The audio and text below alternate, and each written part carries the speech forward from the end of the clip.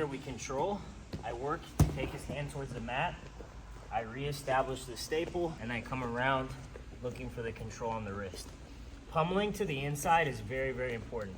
Keeping my foot flat so that I don't get pummeled and put in quarter guard is very important. When I take the step, the depth of the step with my left leg, like I said, dictates a lot how well I can close off the position.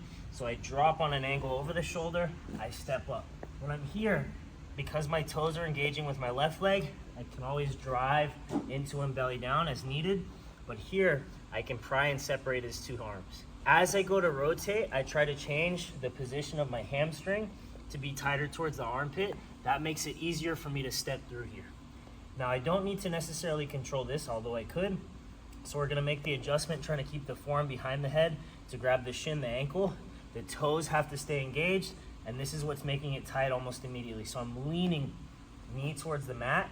I'm trying to adjust, so I don't wanna stay here. I wanna turn my knee down. With a bent leg, I can drive him forward, I can kick towards the mat, and then I can close off and I can begin to walk towards the side. We do everything the same. My partner turns up onto his side. I make all these adjustments to get to this point here, okay? At this point here, I'm still prying. I'm still trying to make it one continuous step, and I'm electing at this point, before I go to drop my knee, to release the grip from the hand, or the wrist rather, and grab my shin. Most of you guys are letting your foot come through, or you're not keeping your leg engaged.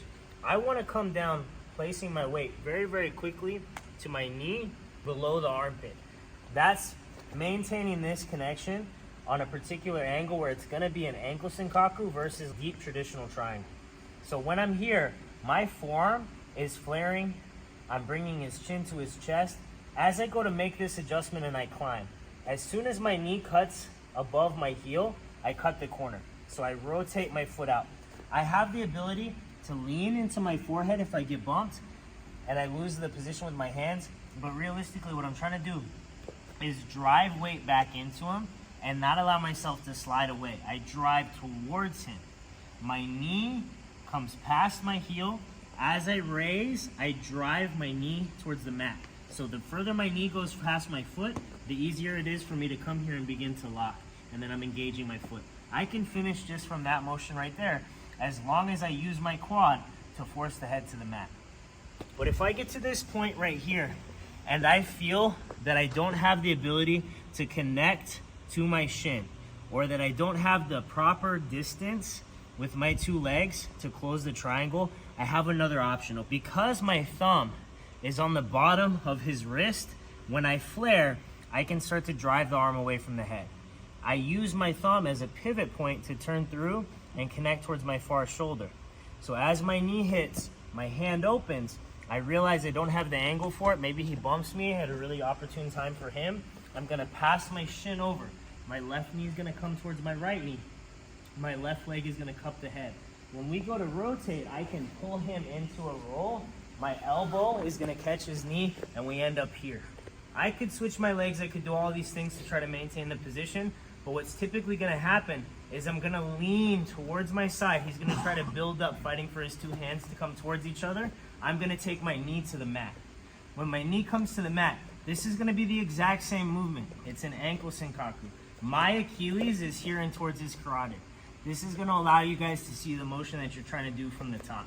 I'm gonna take my foot and stomp it to the mat so that if he tries to bring his back towards the mat, he has no ability to drive through that wedge. My knee's on the mat so the distance is maintained. This is like what we were talking about, driving your knee to the mat on the top.